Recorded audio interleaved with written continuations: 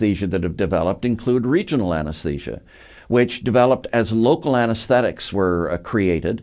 And one of the first people involved in this story was Sigmund Freud, who thought that cocaine would be both a useful medication and felt that it would be particularly useful in the treatment of depression.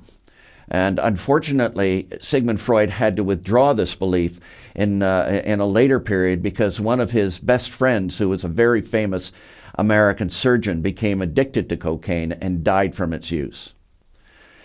In any case, the use of cocaine and other simple local anesthetics led to the development of spinal and epidural anesthesia. And we can now provide complete loss of sensation to many parts of the body, and particularly the limbs, for surgery. Spinal anesthesia is the commonest form of anesthesia for cesarean sections, for instance, whereas epidural anesthesia is useful for pain relief during labor or after certain types of surgery.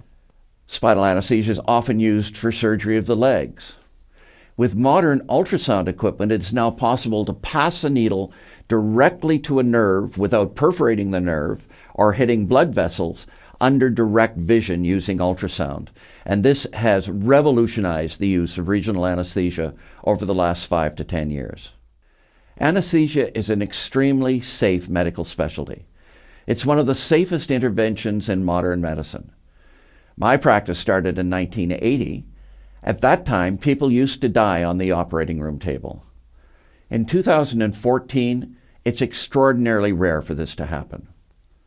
In developed countries, the mortality rate from general anesthesia is usually stated to be around 1 in 10,000 or maybe as high as 1 in 20,000.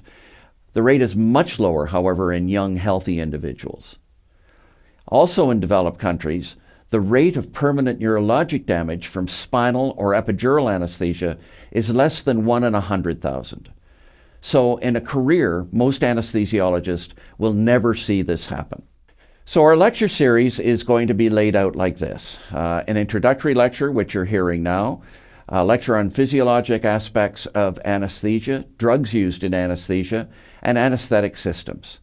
We'll then move into the more clinical aspects of the specialty and talk about general anesthesia, regional anesthesia, emergencies in the operating room, intensive care of patients, pain management, and anesthesia for special populations such as the pregnant patient, children, thoracic anesthesia, neuroanesthesia.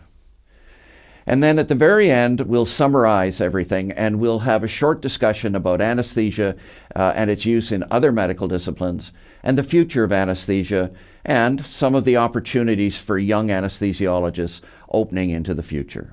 So in this lecture, we've summarized the history of anesthesiology and given you a bit of an overview of what general anesthesia and regional anesthesia look like.